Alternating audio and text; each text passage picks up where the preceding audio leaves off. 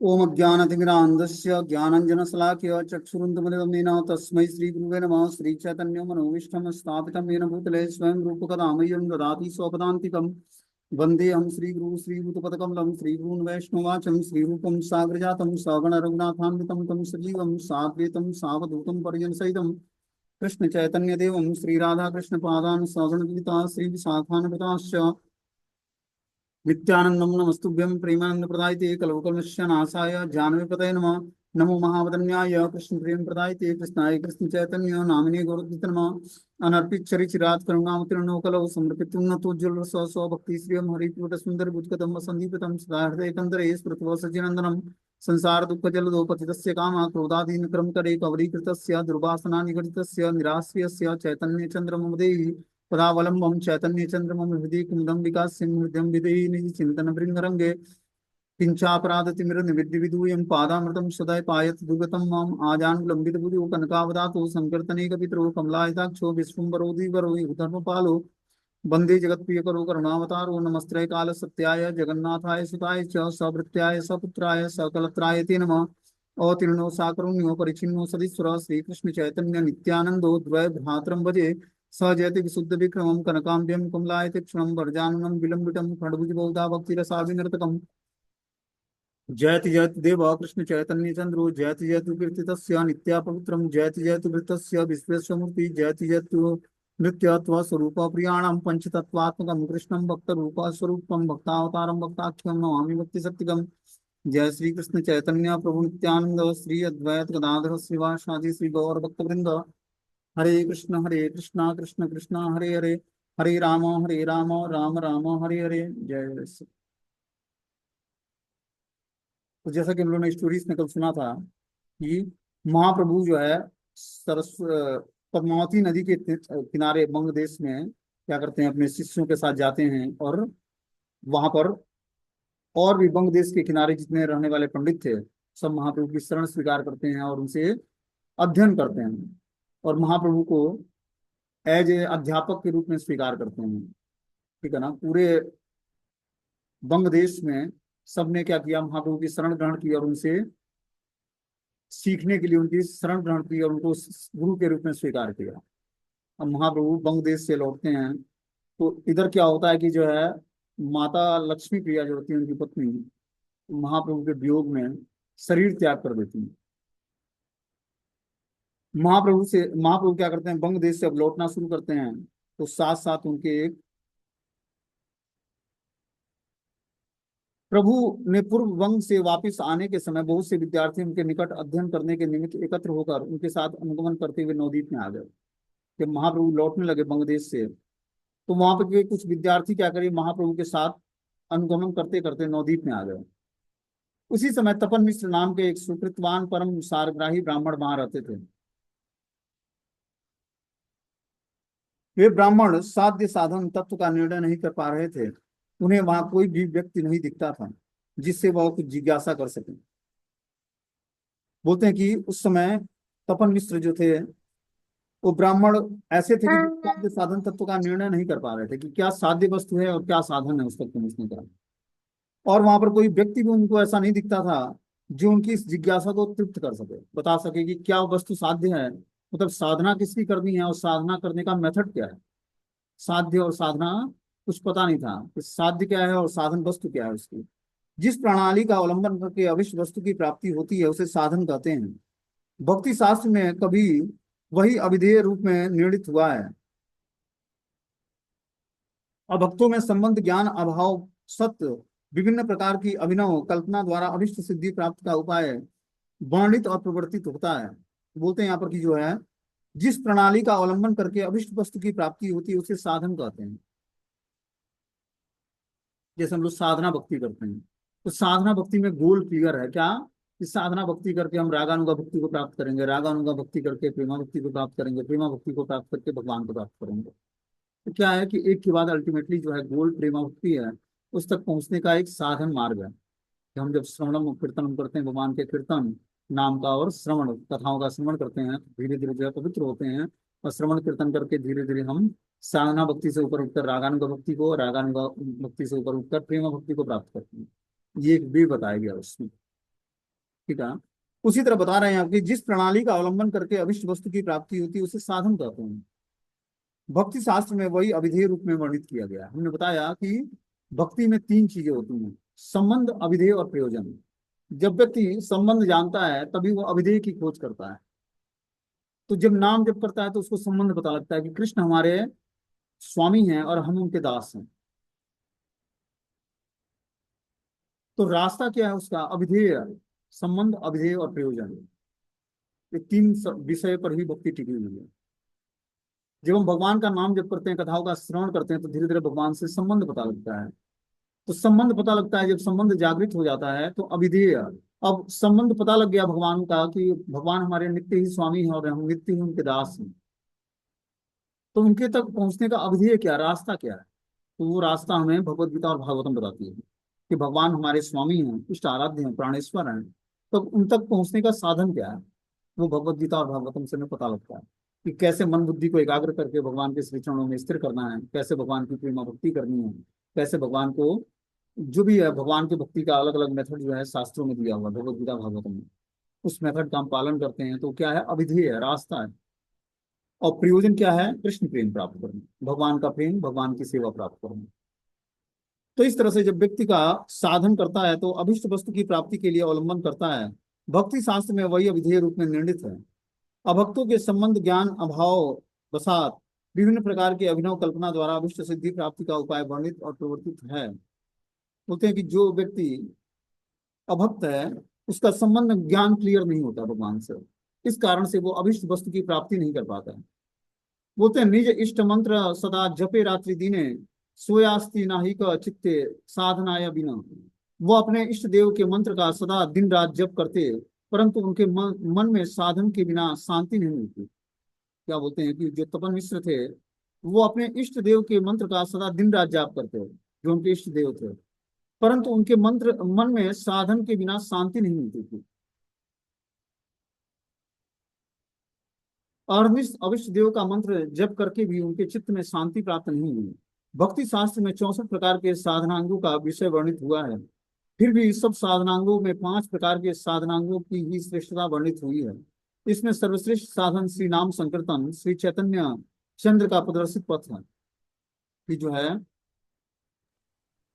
और जो किसी व्यक्ति को अभिष्ट देवता का मंत्र जप करने को मिल जाए कि हमारे ये अभिष्ट देवता है, इनका मंत्र क्या है, उस मंत्र को जप करने लगता है वो, लेकिन फिर भी उसको मना शांति प्राप्त नहीं हुई, इनका चित्त शांत नहीं रहता था। भक्ति साधन में, भक्ति शास्त्र में 64 प्रकार के साधनों का वर्णन हुआ है। ये 64 प्रकार के भक्ति के अंग हैं। 64 अंगों में बता रहे हैं कि 5 अंग महाप्रभु ने सर्वश्रेष्ठ बताया है। उस 5 अंगों में सबसे सबसे सर्वश्रेष्ठ साधन क्या बताया? नाम संकीर्तन, कलयुग में श्री चैतन्य देव ने सर्वश्रेष्ठ साधनांगों में श्री नाम संकीर्तन को ही प्रदर्शित पद बताया है।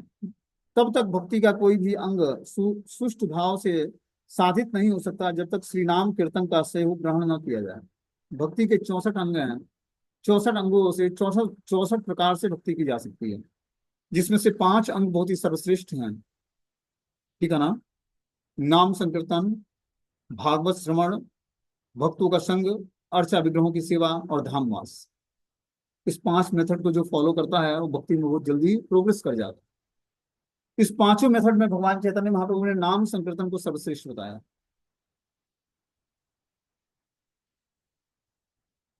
साधन के बिना चित्त में कभी भी शांति उपलब्ध नहीं हो सकती। इस बात को कहने का तात्पर्य यह है कि कृष्ण प्रीति युक्त श्री नाम कीर्तन ही एकमात्र साधन है।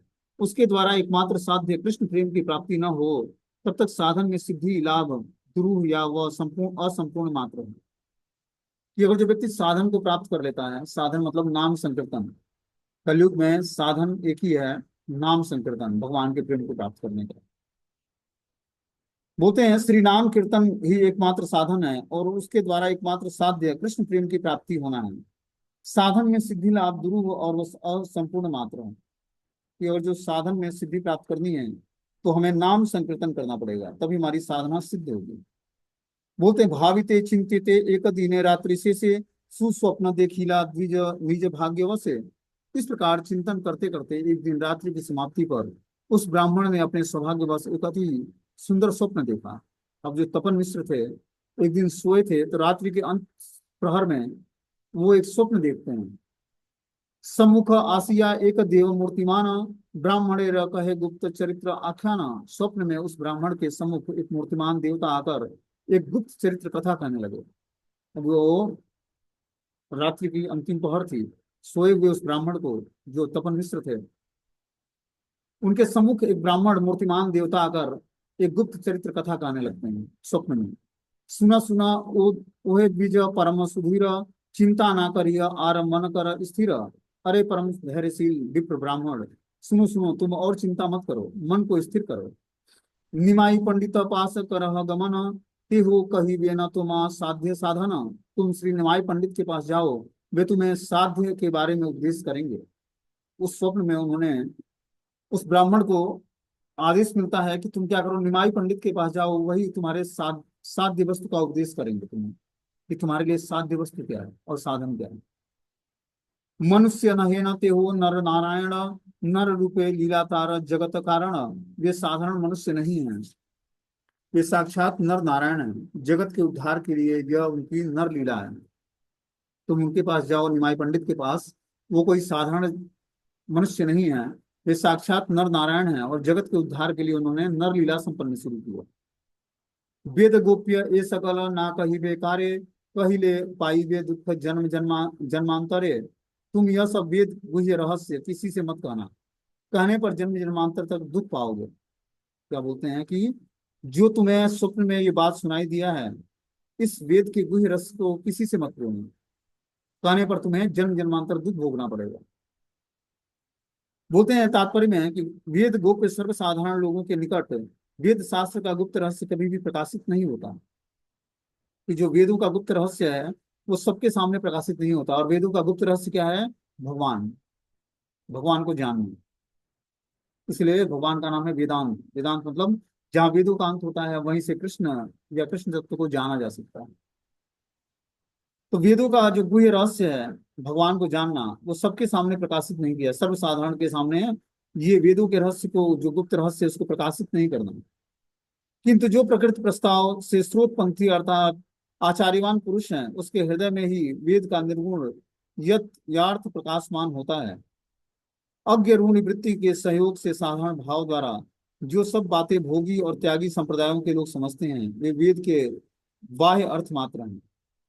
बताते हैं कि अज्ञ रूढ़ी वृत्ति के सहयोग से साधारण भाव द्वारा जो सब बातें भोगी और त्यागी संप्रदाय के लोग समझते हैं, जो भोगी है या त्यागी व्यक्ति है, ऐसे जो संप्रदाय हैं, वे वेद के बाह्य अर्थ मात्र को स्वीकार करते हैं, वेद के अंतरंग अर्थ को स्वीकार नहीं करते। मतलब भगवान को जानना नहीं चाहते। वो वेद के बाह्य दृष्टिकोण को देखते हैं कि कैसे देवी देवताओं की पूजा करनी है, कैसे भोग और मोक्ष प्राप्त करना है, कैसे भोग की सुविधाओं को बढ़ाना है। मोक्ष तो होता ही नहीं उनके नालों में। वेदों के बाह्य रहस्य को समझने का प्रयास करते हैं, गुह्य रहस्य को नहीं। वेदों का गुह्य रहस्य भगवान को जानना, और बाह्य रहस्य है देवी देवताओं की पूजा करना। तो जो ऐसा मूढ़ व्यक्ति है, जो त्यागी है या भोगी है, वो वेदों के गुह्य रहस्य को स्वीकार नहीं करता। अंतर्धान हिला देव ब्राह्मण जागीला, सुस्वप्न देखिया विप्र कांदी तेलागीला। ऐसा कहकर वह देवता अंतर्धान हो गया। तपन मिश्र जाग गए और सुंदर स्वप्न देखकर वे हर्षित होकर क्रंदन करने लगे। ऐसा शब्द सुनकर तपन मिश्र अब जो है, रात्रि की अंतिम प्रहर थी, मतलब सुबह की मधु बेला के टाइम वो स्वप्न ही उनको दिखा था। और फिर क्या करते हैं, तपन मिश्र जाग जाते हैं। ऐसा सुंदर स्वप्न वो सुबह के टाइम देखकर वे हर्षित होकर क्रंदन कर रोने लगे, हर्ष के मारे, खुशी के मारे। अहो भाग्य मानी पुनः चेतन पाइया, से क्षण चलिल न प्रभु हे आइया। अपना अहोभाग्य मानते हुए उन्होंने अपने आप को संभाला और उसी क्षण प्रभु के पास चल दिए। तो इस तरह से उन्होंने अपने को सौभाग्यशाली माना और अपने आप को संभालते हुए उसी क्षण निमाय पंडित से मिलने के लिए चल पड़ते हैं। बस या आछे न यथा श्री गौर सुंदर, शिष्य गणेश सहित परम मनोहर। बोलते हैं कि बसिया आछे यथा श्री गौर सुंदर, शिष्य गण सहित परम मनोहर। आसिया पड़ीला विप्र प्रभुर चरणे, योड़ हस्ते दांडा इला सवार सदने। जहाँ श्री गौर सुंदर अपने शिष्यों के साथ परम मनोहर रूप से विराजमान थे, वहीं आकर तपन मिश्र ने प्रभु के चरणों में दंडवत प्रणाम किया और फिर हाथ जोड़कर सबके सामने खड़े हो गए।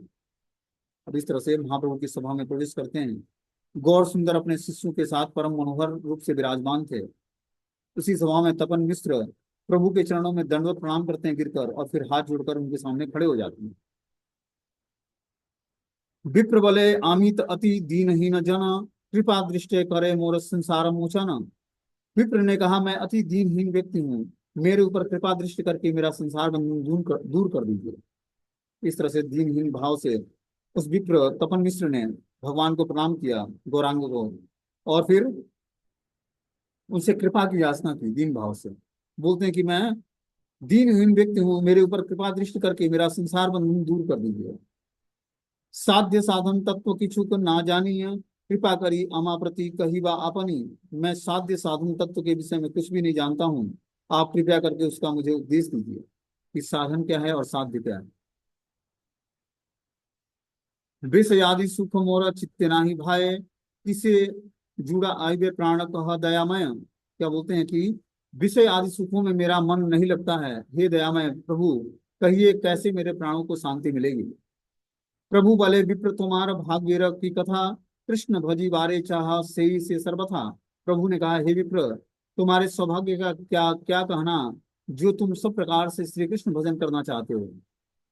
मतलब तुम्हारे अंदर ये जो तीव्र लालसा है साध्य और साधन वस्तु को जानने का, और इसके कारण तुम मेरे पास आए हो, तो तुम्हारे सौभाग्य की सराहना करता हूँ कि तुम्हारा अखंड सौभाग्य है जो तुम श्री कृष्ण भजन करना चाहते हो। अखंड स्वीकृति संपन्न व्यक्ति में ही जन्म जन्मांतर की पुंज पुंज स्वीकृति के फलस्वरूप कृष्ण सेवा प्रवृत्ति उदित होती है। कि जब व्यक्ति के करोड़ों जन्मों के पुण्य इकट्ठे होते हैं, करोड़ों जन्म जब गंगा नहाकर, दान देकर, तीर्थ स्थलों का भ्रमण करके, यज्ञ तपस्या दान सब कुछ संपन्न करके, और तब जाकर उसको ऐसी स्वीकृति प्राप्त होती है कि वो कृष्ण भजन के अनुकूल होता है। तब उसको ये स्वीकृति मिलती है कि वो कृष्ण भजन करेगा, उसके अंदर ये लालसा जागृत होती है। या कोई ऐसा व्यक्ति टकरता है जो उस पर कृपा करता है और वो भजन करने लगता है भगवान का। ये श्रीमद् चैतन्य भागवत बता रहा है कि कृष्ण नाम लेना कोई साधारण व्यक्ति का काम नहीं है। जिसकी महान स्वीकृति, करोड़ों जन्मों के पुण्य इकट्ठे होते हैं, भक्ति उन्मुखी स्वीकृति, वही व्यक्ति कृष्ण नाम का भजन कर सकता है।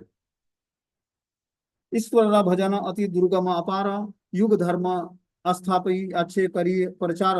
ईश्वर का भजन अति दुर्गम और अपार है। श्री हरि ने कृपा करके युग धर्म का प्रचार किया है। क्या बोलते हैं कि ईश्वर का भजन अति दुर्गम और अपार है।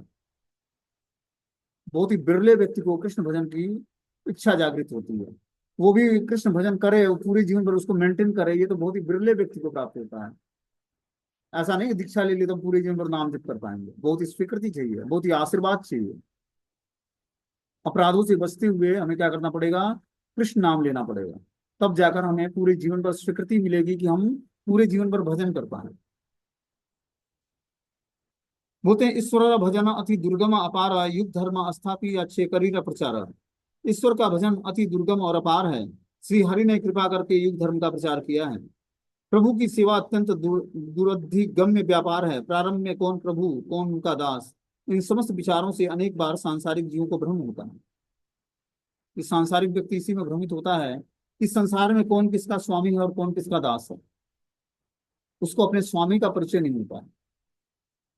जो सांसारिक व्यक्ति है उसको अपने स्वामी का परिचय नहीं होता है कि इष्ट आराध्य प्राणेश्वर हमारे श्री कृष्ण हैं, उनका परिचय नहीं होता है। इस कारण से वो इस भौतिक संसार में अलग अलग स्वामी को क्या करता है, सेलेक्ट करता है या चूज करता है।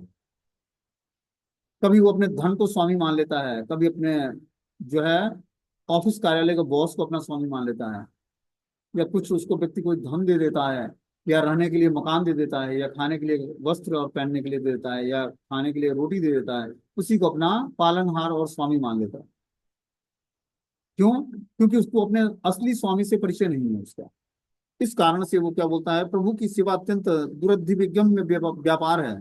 प्रारंभ में कौन प्रभु और कौन उनका दास, इन समस्त विचारों से अनेक बार संसारिक जीवों को भ्रम होता है। मायाबद्ध जीव सदा अहंकार में मत रहते हुए अपने को ही श्रेष्ठ समझकर दूसरों से लाभ, पूजा या प्रतिष्ठा प्राप्ति की आशा करता है। तो जो मायाबद्ध जीव है वो अपने को श्रेष्ठ समझकर लाभ, पूजा और प्रतिष्ठा प्राप्ति की आशा करता है दूसरे से। उसके विपरीत भाव अर्थात निष्कपट दैन्य और प्रपत्ति का भाव जिसके हृदय में उदित होता है, वही धन है।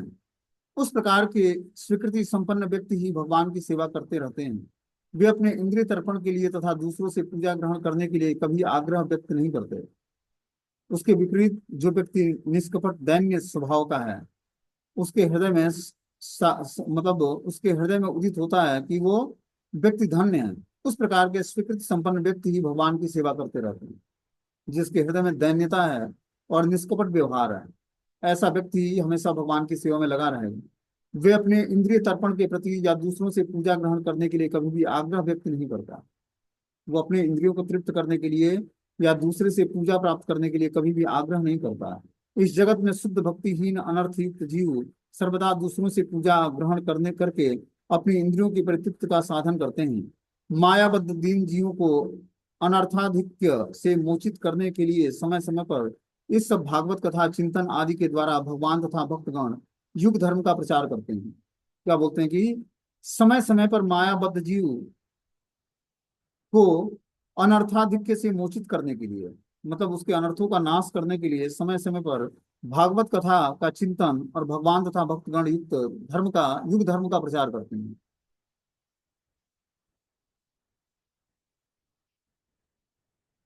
जैसे हम लोग कलयुग के बद्ध जीव हैं, बहुत सारे अनर्थ हैं, तो अनर्थों को नष्ट करने के लिए भगवान क्या करते हैं, इस युग धर्म का प्रचार करते हैं। युग धर्म कलयुग नाम संकीर्तन। कलयुग का युग धर्म क्या है, नाम संकीर्तन। तो ये किसने प्रचार किया, स्वयं भगवान चैतन्य महाप्रभु ने कलयुग का धर्म बताया कि नाम संकीर्तन ही कलयुग का महान धर्म है।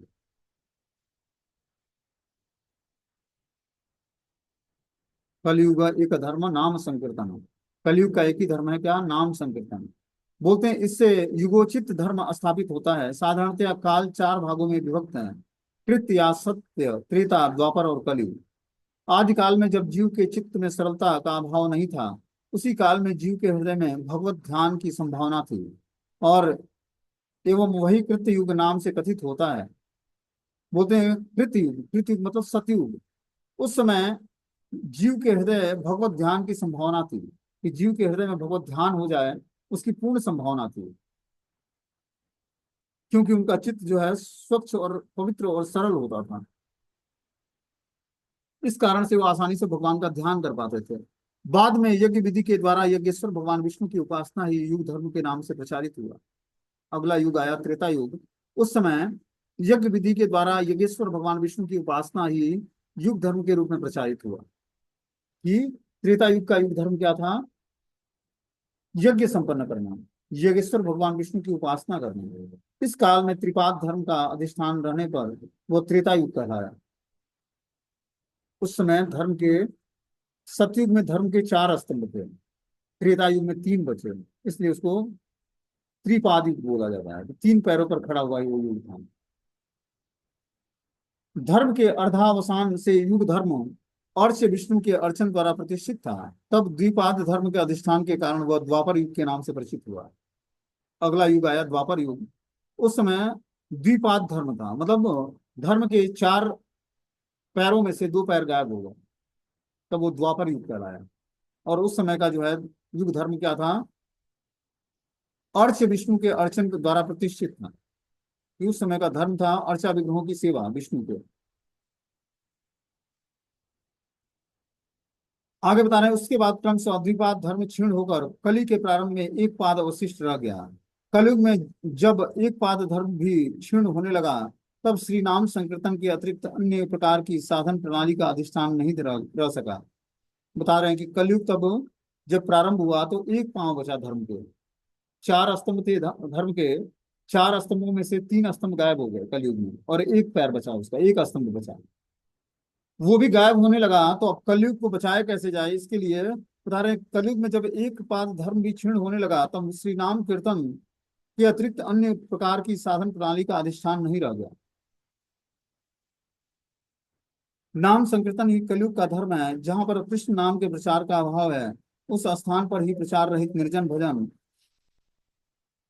द्वारा, अर्चन आदि ब्रह्मा अनुष्ठान द्वारा, यज्ञ विधि एवं फिर निर्जन भजन चेष्टा द्वारा ध्यान स्मरण आदि की प्रक्रिया है। भगवान श्री कृष्ण चैतन्य ने तीनों प्रायुगों की तीन साधन प्रणालियों की अपेक्षा नाम संकीर्तन का ही प्राधान्य स्थापित किया है। जो कृष्ण संकीर्तन की महिमा अस्वीकार करते हैं, जो समझता होगा कि उनके निकट शुद्धा भगवत भक्ति की चर्चा प्रचारित नहीं है। बता रहे कि जो है भगवान श्री चैतन्य ने तीनों प्रयोगों में तीनों साधन प्रणाली की अपेक्षा नाम संकीर्तन का ही प्राधान्य स्थापित किया कलयुग में। जो फिर कृष्ण संकीर्तन की महिमा अस्वीकार करते हैं तो समझना चाहिए कि उनके निकट शुद्धा भगवत भक्ति की चर्चा प्रचारित नहीं है। जो भगवान की भक्ति को अस्वीकार करते हैं, कृष्ण संकीर्तन की महिमा को, उनको ये समझना चाहिए कि उस शुद्ध भगवत भक्ति की चर्चा उनके सामने प्रचारित नहीं है, प्रकाशित नहीं है। चार युगे चारी धर्म राखी क्षिति तले, स्वधर्म स्थापिया प्रभु निज स्थाने चले। भूतल पर चार युगों में चारों धर्म का स्थापन करके श्री कृष्ण अपने नित्य लोक चले गए। तो इस तरह से बता रहे हैं कि भूतल पर, इस धरती पर चार युगों में चार धर्मों को भगवान ने स्थापित किया, और इस तरह से श्री कृष्ण अपने नित्य लोक चले जाते हैं, गोलोक वृंदावन। परित्राणाय साधूनाम विनाशाय च दुष्कृताम धर्म संस्थापनार्थाय संभवामि युगे युगे। कि जब जब परित्राणाय साधूनाम, साधुओं का परित्राण करने के लिए, विनाशाय च दुष्कृताम, दुष्कृतियों का विनाश करने के लिए, धर्म संस्थापनार्थाय, धर्म की स्थापना के लिए भगवान हर युग में प्रकट होते हैं। तो कृष्ण के प्राकट्य का, भगवान चैतन्य महाप्रभु के प्राकट्य का एकमात्र उद्देश्य क्या था? परित्राणाय साधूनाम, साधुओं का परित्राण करना, विनाशाय च दुष्कृताम, दुष्कृतियों का विनाश करना, धर्म संस्थापनार्थाय, धर्म की स्थापना करना। इस कारण से भगवान हर युग में प्रकट होते हैं। आसन वर्णास्त्रयो हास्यम गृहणत्यो अनुयुगम तनु, शुक्लो रक्तस्तथा पीतम इदानीं कृष्णताम गतम। यादवों के पुरोहित महर्षि गर्ग वासुदेव वसुदेव द्वारा प्रेरित होकर ब्रज के नंदालय में आए और नंद जी से सत्कार प्राप्त करने के लिए बाद उनकी प्रार्थना और अपनी इच्छा की पूर्ति के लिए गुप्त रूप में राम और कृष्ण दोनों के नामकरण आदि द्विजातीय संस्कार प्रदान करके दोनों के तत्व कीर्तन द्वारा प्रथमतः बलराम के नामकरण का कारण व्याख्यात करते हुए करके फिर कृष्ण के नामकरण का हेतु वर्णन कर रहे हैं। तो हम देखते हैं कि नंदालय में जो है महर्षि गर्ग वसुदेव से प्रेरित होकर ब्रज के नंदालय में आते हैं और वहां पर आकर गुप्त रूप से राम और कृष्ण का नामकरण संस्कार संपन्न करते हैं। पहले बलराम जी के नाम का व्याख्या करते हैं, फिर कृष्ण के नामकरण का वर्णन करते हैं कि बलराम जी के का नाम जो बलराम है उसका अर्थ क्या है, उसकी व्याख्या करते हैं, फिर कृष्ण के नामकरण का वर्णन करते हैं। बोलते हैं, हे नंद, तुम्हारे इन्हीं पुत्र ने युग युग में श्री मूर्ति प्रकट करके शुक्ल रक्त और पीत ये तीन वर्ण धारण किए थे। क्या बोला नंद बाबा से? किसने? गर्ग मुनि ने। जब नामकरण संस्कार करने लगे तो उन्होंने बोला कि हे नंद बाबा, इन्हीं तीन पुत्रों ने अलग अलग युगों में शुक्ल रक्त और पीत वर्ण धारण किए थे। अभी इस द्वापर युग में शेषांश उन्होंने कृष्ण वर्ण धारण किए हैं, अतः इनका नाम कृष्ण नामकरण संपादित हुआ है। अथवा प्रतियुग में यह अवतरणकारी तुम्हारा इन्हीं पुत्र के पूर्व यद्यप शुक्ल रक्त और पीत वर्ण तथा अन्यान्य द्वापर युगों में सुख पक्षी की तरह वर्ण प्रकटित हुए थे, तथापि उसी शुक्ल रक्त पीत एवं उसके उपलक्षण में अन्य सब प्रकार के प्राभो वैभव प्रकाश विलास स्वांश तदेकात्म युग मनवंतर आदि समस्त अवतारों ने ही संप्रति कृष्णत्व प्राप्त किया है, अर्थात वे सब इस श्री कृष्ण विग्रह के अंतर्भुक्त हुए हैं। अतएव ये श्री कृष्ण ही सर्व अवतारी स्वयं रूप से विष्णु परम तत्व भगवान है। तो इस तरह से नामकरण संस्कार करते हुए गर्ग मुनि ने नंद महाराज को बताया कि तुम्हारा पुत्र जो है शुक्ल रक्त और पीत वर्ण धारण करके त्रिमूर्ति प्रकट होता है, और यही द्वापर युग में शेषांश कृष्ण वर्ण को धारण किया है। इन्हीं पुत्र ने पूर्व अलग अलग समयों में शुक्ल रक्त और पीत वर्ण धारण करके और द्वापर युग में शुक पक्षी की तरह वर्ण वर्ण प्रकटित किया था। और ये आज जो है प्राभो वैभव प्रकाश विलास स्वांश तदिकात्म युग मनवंतर आदि समस्त अवतारों ने ही संप्रति कृष्णत्व प्राप्त किया है कि यह अलग अलग मनवंतरों में मनवंतर का रूप धारण करके स्वांश के रूप में और युग के रूप में और अलग अलग अवतार धारण करते हैं, अर्थात सब इस श्री कृष्ण विग्रह के अंतर्भुक्त हुए हैं। अतएव ये श्री कृष्ण ही सर्व अवतारी स्वयं रूप विष्णु परम तत्व भगवान है। इस तरह से उन्होंने इस तरह से वर्णन किया भगवान कृष्ण का, ठीक है ना। आगे इसमें बता रहे हैं कि कलयुग धर्म है नाम संकीर्तन, चार युगे चारी धर्म जीवेर कारण। श्री हरि ने चारों युगों में जीवों के लिए चार धर्म स्थापित किया है, कलयुग का धर्म ही नाम संकीर्तन है। कृत्य यद्धायतो विष्णु त्रेतायाम यतो मुखे द्वापरे परिचर्यायाम कलौ तद हरि कीर्तनम। कली के महान दोष समूह का किस उपाय से भगवान विनाश करते हैं? परीक्षित के इस प्रश्न के उत्तर में सुखदेव कली में महान दोष रहने पर भी उसके इस एक महान गुण की कथा का वर्णन कर रहे हैं। बोलते हैं कि जो है कलयुग महान दोषों का कारण होने पर भी भगवान इस किस उपाय से भगवान विनाश करते हैं? परीक्षित के इस प्रश्न के उत्तर में सुखदेव गोस्वामी कली के महान दोष रहने पर भी उसने एक महान गुण बताया है। क्या बोला है? कलौ दोष निधे राजन अस्ति एक महान गुणम। क्या? कीर्तनादेव कृष्ण से मुक्त संग परम ब्रजे। बता रहा है कि सतयुग में भगवान विष्णु का ध्यान करने वाला व्यक्ति, त्रेता युग में यज्ञ आदि द्वारा भगवान विष्णु के यजन करने वाला व्यक्ति, द्वापर युग में विष्णु के अर्चन से जो हितोष्ण रूप फल प्राप्त होता, कलयुग में भगवान श्री कृष्ण के नाम के कीर्तन के प्रभाव से वो समस्त फल प्राप्त हो जाएंगे। जो फल भगवान विष्णु का ध्यान करने से सतयुग में प्राप्त होता, त्रेता युग में यज्ञ आदि करके भगवान विष्णु का यजन करने से जो प्राप्त होता, द्वापर युग में भगवान विष्णु के अर्चन करने से जो प्राप्त होता, वही कलयुग में श्री हरि नाम संकीर्तन करने से प्राप्त हो जाएगा जीवात्मा को। अतएव कलयुग नाम यज्ञ सार, आर कौन धर्म कैला नाही है पार। इसलिए कलयुग में नाम यज्ञ ही सार है। किसी धर्म का पालन करने से उद्धार नहीं होगा। कलयुग से व्यक्ति को उद्धार पाना है तो क्या करना पड़ेगा? नाम यज्ञ करना पड़ेगा, नाम संकीर्तन करना पड़ेगा। चारों युगों में भिन्न भिन्न अविधेय कृतियां हुई हैं। कलयुग के साधन वर्णन में कृष्ण नाम यज्ञ का ही उत्कर्ष प्रदर्शित हुआ है। उत्कर्ष प्रदर्शित होने के कारण अर्चन, यज्ञ और ध्यान आदि के द्वारा जीव को चरम साध्य वस्तु या प्रयोजन की प्राप्ति नहीं होती है।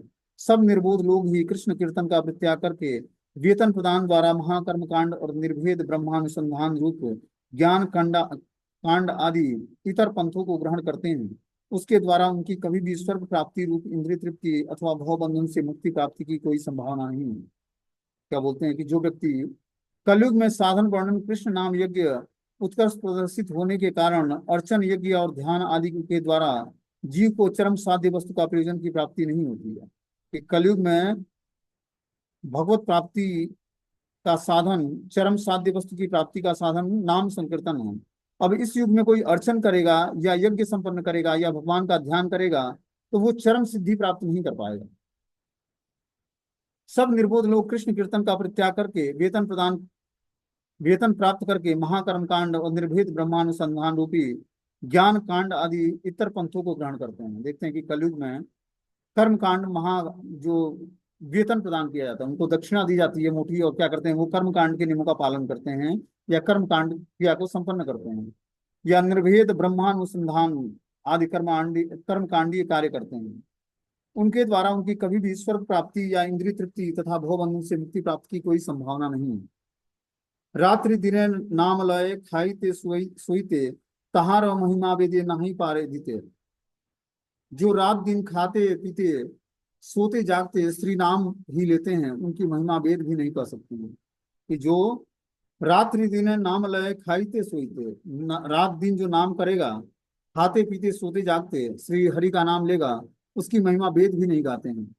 बोलते हैं जो प्रपंच संसार में भगवत तोषण के निर्मित सभी कार्य करने के समय भगवान का नाम अनुक्षण लेते रहते हैं, वेद शास्त्र उसका नित्य भगवत स्मृति परायण मुक्त पुरुष रूप में गान करते हैं। किंतु साधारण प्राकृतिक मूढ़ लोग उन सब बातों को न समझ सकने के कारण वेद कभी भी उनके संबंध में गान नहीं करते, इसलिए उनके इस अनुसरण श्री नाम कीर्तन का विचार ग्रहणीय है।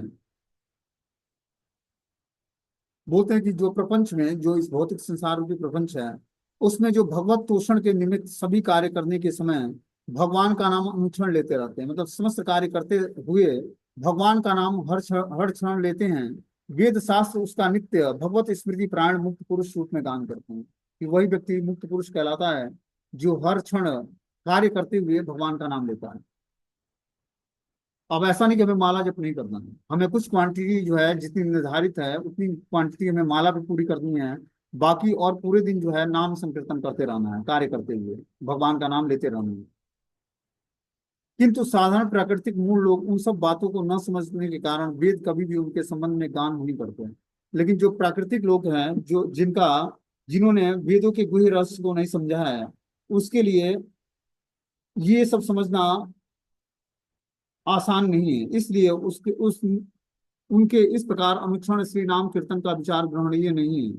उनके अज्ञात अज्ञान तिमिरांधस्य नेत्रों को उन्मीलित करने के लिए परम करुणा ग्रंथकार कह रहे हैं कि भगवत नाम कीर्तनकारी के अप्राकृतिक प्रकृति महात्म का वेद भी गान करने करने में सम्यक असमर्थ है। क्या बोलते हैं यहाँ पर ग्रंथकार वृंदावन दास ठाकुर, कि जो अज्ञान रूपी, जिनके नेत्रों में अज्ञान रूपी अंजन लगा हुआ है, ज्ञान रूपी नहीं है, मतलब जो अज्ञान से आच्छादित नेत्र हैं, उनका उन्मिलन परम करुणा ग्रंथालय, जो परम करुणा के सागर हैं ग्रंथकार वृंदावन दास ठाकुर, बोलते हैं कि वे भगवत नाम कीर्तनकारी अप्राकृतिक प्राकृतिक महात्मा वेद भी उनका गान करने में सम्यक रूप से असमर्थ है। कि ऐसा व्यक्ति का वेद भी कुछ नहीं कर सकता है, जो वेदों के कर्म कांड के नियमों में रुचि दिखाते हैं और भगवान के नाम के कीर्तन से दूर रहते हैं। ठीक है ना।